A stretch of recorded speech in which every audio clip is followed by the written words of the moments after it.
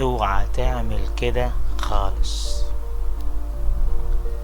طالب اول ما دخل الامتحان قرأ اول سؤال لقيه صعب جدا،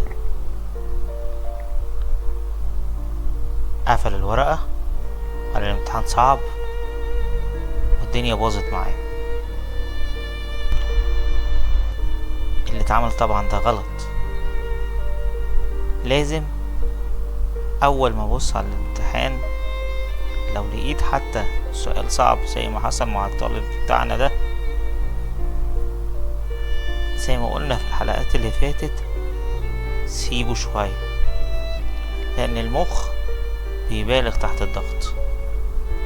هتلاقيه صعب لك الدنيا اكتر ما هي صعبة. ممكن السؤال ما يبقاش صعب اصلا، بس عشان انت طريقته مش مباشرة او طريقته مش هي اللي انت متعود عليها فحسيت ان هو صعب.